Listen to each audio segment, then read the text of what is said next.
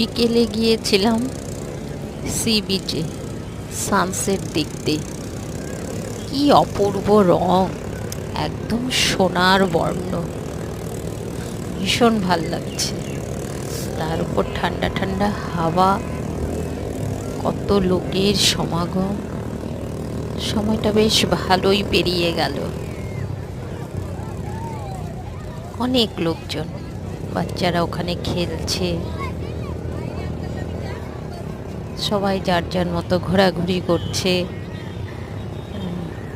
ওই সময় আমিও কিছু ছবি তুলে নিলাম। দেখুন কত লোক।